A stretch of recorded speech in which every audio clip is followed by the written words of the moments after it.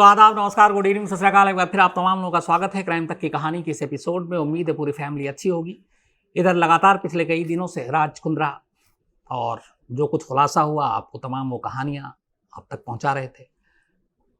बाकी भी उससे जुड़ी हुई जो भी अपडेट है, इन्वेस्टिगेशन है, छापे हैं। आज भी राज कुंद्रा और शिल्पा शेट्टी के घर पर टीम पहुंची छापे के लिए, तो वो सारी डिटेल भी आपको दे रहे हैं और क्राइम तक के जरिए आप तक पहुंचा रहे हैं।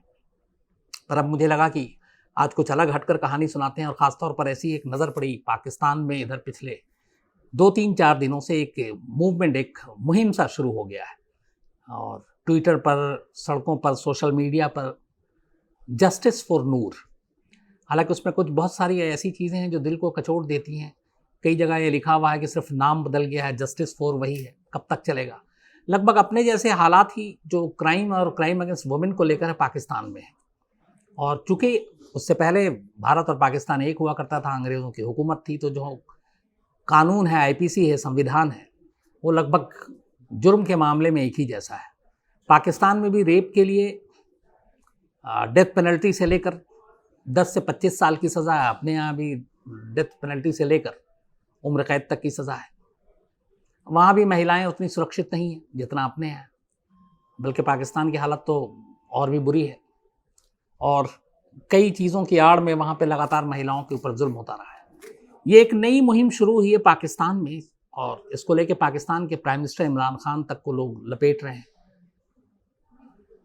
और इसकी वजह है, कुछ खास वजह। बात 19 जुलाई की है, इसी 19 जुलाई की, और मंडे का दिन था, सोमवार। 21 जुलाई को बकरीद थी, परसों वेडनेसडे को।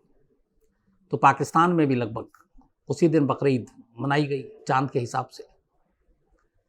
इस्लामाबाद में जो गवर्नमेंट ऑफिशियल पाकिस्तान के बड़े लोग जो हैं और जो रिटायर्ड भी हुए हैं, वो लोग जिस जगह पे रहा करते थे उस इलाके में, उन्हीं में से एक थे शौकत अली मुकादम। शौकत अली मुकादम पाकिस्तानी फॉरेन सर्विस से थे और ये एम्बेसडर रहे, डिप्लोमेट रहे। साउथ कोरिया में ये एक एम्बेसडर के तौर पे इन्होंने काम किया, कजाकिस्तान में एम्बेसडर के तौर पे काम किया और भी कुछ देशों में काम किया। और जब जहाँ इनकी पोस्टिंग होती थी तो अपने परिवार के साथ ये जाया करते थे। इनकी एक बेटी थी जिसका नाम था नूर मुकादम। अभी उम्र 27 साल की पूरी हुई नूर, और इस्लामाबाद में रहा करती थी।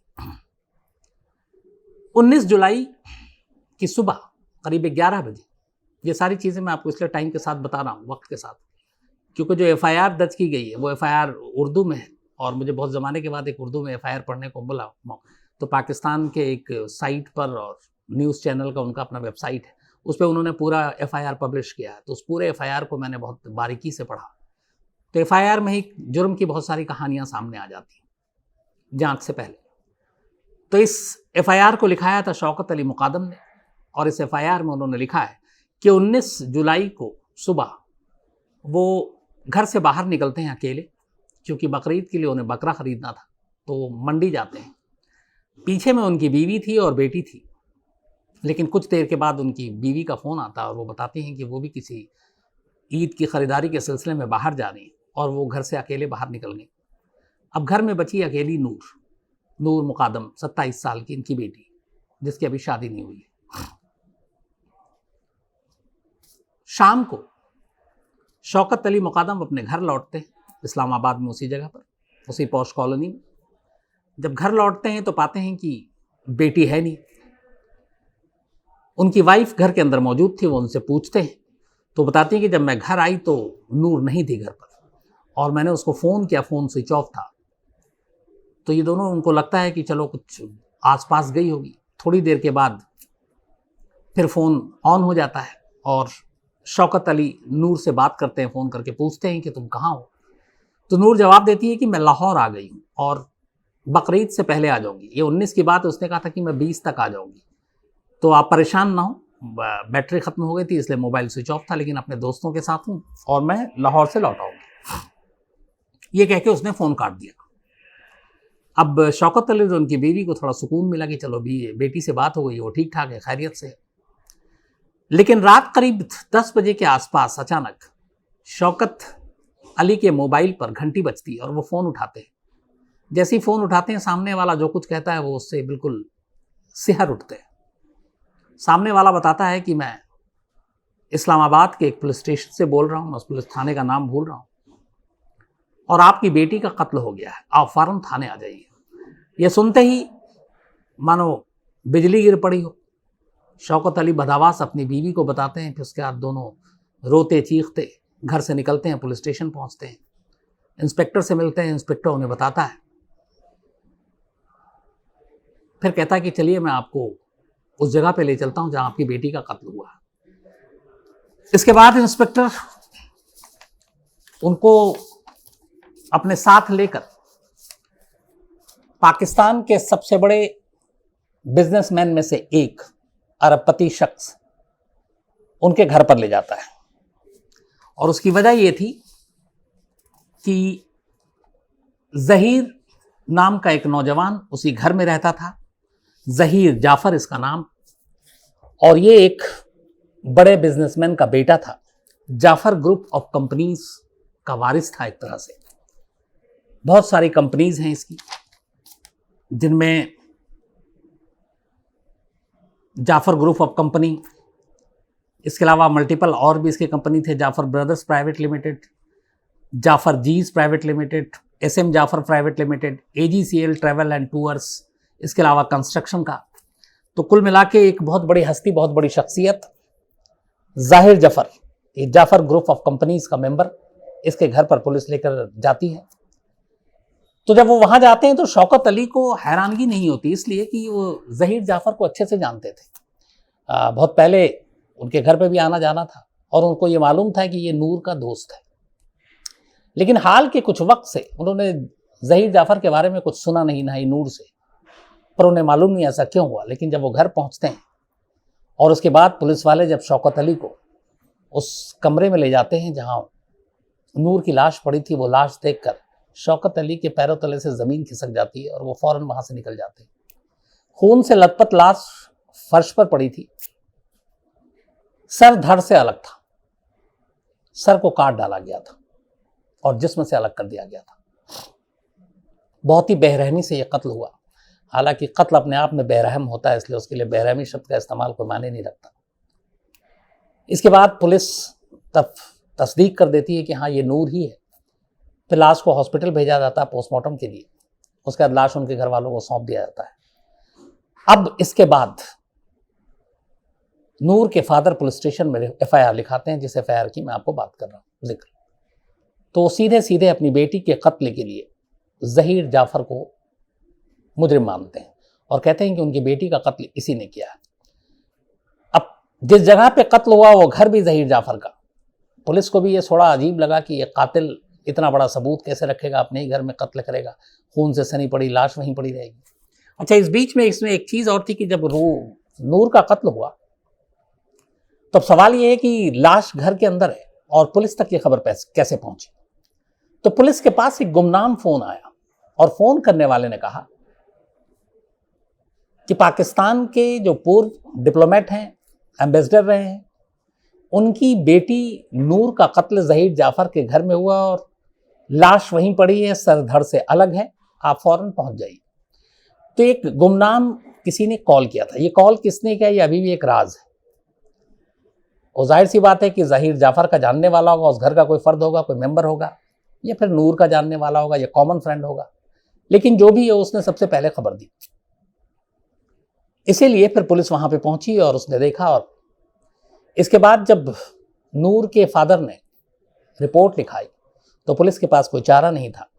सामने वाला शख्स बहुत बड़ी हस्ती था, लेकिन चूंकि एक बाप कह रहा और लाश भी घर से मिली और घर में उस वक्त वो मौजूद भी है, पुलिस ने उसे हिरासत में ले लिया। हिरासत में ले जाने के बाद वो थाने ले जाती है।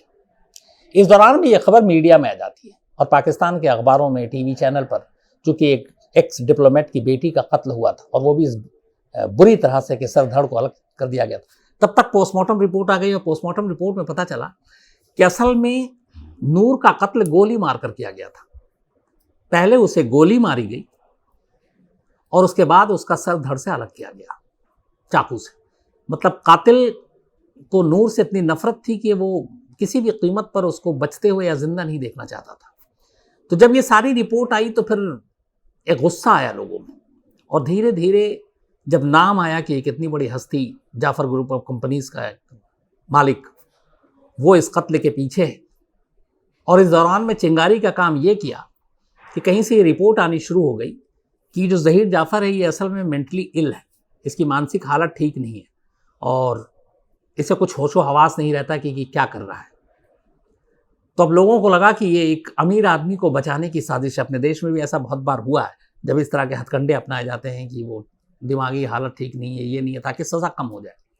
लेकिन असलियत ये थी कि ज़हीर जाफ़र एक ड्रग एडिक्ट था, नशे का आदी था, और दूसरा उसने अपनी पढ़ाई लिखाई और सब जाकर अमेरिका में वो रहने लगा था, और उसने अमेरिकन सिटीजनशिप भी ले रखी थी। वो पाकिस्तान आया था और फिर उसे अमेरिका जाना था। अब पूरी साजिश जो है और कहानी के आखिर एक 27 साल की लड़की को इस बेदर्दी से क्यों मारा गया, तो जो कहानी सामने आई वो ये थी कि एक वक्त में ज़हीर जाफ़र और नूर एक दूसरे को प्यार करते थे, दोस्त थे बल्कि, और शायद इनके रिश्ते आगे तक जाते। लेकिन इसी दौरान में नूर जाफ़र वो ज़हीर अमेरिका जाता है, पढ़ाई करता है, फिर वापस आता है, पैसे बेहिसाब थे, सोहबत गलत थी, ड्रग्स की लत लग जाती है, वो नशेड़ी बन जाता है। ये बात नूर को पता चलती है, नूर उससे दूरी बनाना शुरू कर देती है, फिर वो विदेश चला जाता है, फिर अमेरिका से वापस आता है। लेकिन इस दौरान में नूर ने अपना रिश्ता पूरी तरह से उससे तोड़ लिया, क्योंकि उसको लगा कि उसके समझाने के बाद भी वो सुधरने वाला नहीं है और ये नशे की लत वो छोड़ने वाला नहीं। और इस नशे की लत की वजह से कई बार उसे अस्पताल में रहना पड़ा। उसकी मानसिक हालत भी उसी तरह से ड्रग्स की वजह से डूबते डूबते कुछ बिगड़ने लगी थी, लेकिन वो सुधरा नहीं। इस बार जब वो अमेरिका से आया तो उसने ठान लिया था कि वो नूर से शादी करेगा, नूर को अपने साथ लेकर अमेरिका जाएगा। लेकिन नूर ने उससे बरसों पहले अपनी जो रिश्ते थे उसको तोड़ लिया था उसकी हरकतों की वजह से। तो इस बार ज़हीर की ये मतलब एक तरह से नीयत थी कि वो नूर को मनाएगा और ले जाएगा, और इसी सिलसिले में आने के बाद उसने बहुत लगातार कांटेक्ट करने की कोशिश की, लेकिन नूर उससे मिली नहीं। 19 जुलाई को उसने कहा कि एक आखिरी बार मिलना है, तुम आ जाओ और इसके बाद तुम जैसा कहोगी वैसे ही होगा। नूर उससे ये भी समझ कर कि चलो आखिरी बार मिलना है, वो पहुंच जाती है उसके घर पे। घर जाती है, वो फिर वही पुराने राग, वो कहता है कि मैं तुमसे प्यार करता हूँ, तुमसे शादी करनी और हमारे साथ शादी करके चल जाओ, अमेरिका चलते हैं, बस जाते हैं। नूर साफ मना कर देती है। ये बात उसे इतनी बुरी लगती है कि गुस्से में वो अपना पिस्टल उठाता है और सीधे नूर को गोली मार देता है। गोली मारने के बाद भी उसका गुस्सा शांत नहीं होता। वो एक बड़ा सा चाकू लेकर आता है जो घर में रखा हुआ था, और नूर का गला उसके जिस्म से अलग कर देता है और उसी घर में मौजूद रहता है। कहते हैं कि जब पुलिस वहां पहुंची और ये सारी कहानी आई कि वो मेंटल और मानसिक हालत बचने के लिए, तब पुलिस ने फिर ये दलील दी कि जब वो उस वक्त घर में पहुंचे, लाश वहीं पड़ी थी और वो भी घर के अंदर था, ज़हीर जाफ़र, लेकिन वो बिल्कुल नॉर्मल था। उसको देख के कहीं से नहीं लगता था कि वो मेंटली इल है या उसकी मानसिक हालत ख़राब है। और इसके बाद फिर पुलिस ने उसे पकड़ा, लेकिन अब तक मीडिया में खबर आ गई थी कि शायद इसी बहाने ड्रग्स एडिक्ट्स या फिर मेंटल इलनेस के नाम पर वो कानून से बच जाए, सज़ा से बच जाए। इसको लेके पूरे पाकिस्तान में एक मुहिम चल गई, एक सोशल मीडिया पे एक हंगामा खड़ा हो गया कि ऐसे बड़े लोगों को सज़ा से न बचाया जाए। चीफ जस्टिस और किन किन लोगों को लेटर लिखा गया, justice for Noor, justice for Mukadam के नाम से, अलग अलग हैशटैग के नाम से एक अलग हर शहर में, बड़े बड़े शहरों में मुहिम चलने लगी। वहाँ के विदेश मंत्रालय, फॉरेन मिनिस्ट्री की तरफ से आया कि अगर हमारे एक इतने सीनियर अफसरों की बेटी तक इस तरह से महफूज नहीं है तो फिर क्या होगा। पाकिस्तान में जिस तरीके से महिलाओं को लेकर क्राइम बढ़ा, उसको भी लेके अब सारी आवाज़ें उठने लगी।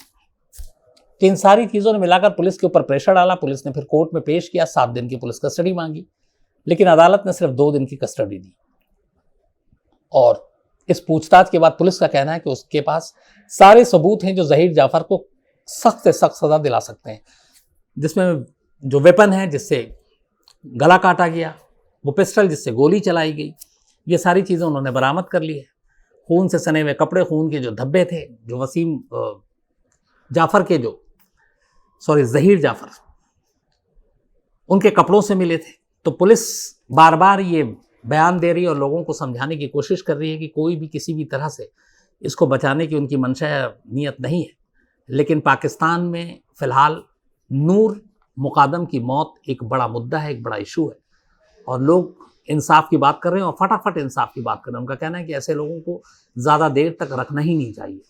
तो अब देखना ये है कि अदालत क्या करती है ज़हीर जाफ़र के लिए, क्योंकि जब पाकिस्तान की भी अदालत और जुडिशल सिस्टम की अगर हम बात करें, एक बड़े बाप का बेटा है, एक से एक वकील वो एक तरफ से खड़ा कर देंगे, दूसरी तरफ पुलिस और उनकी इन्वेस्टिगेशन है, वो कितना मजबूत केस खड़ा करते हैं ये भी देखना होगा।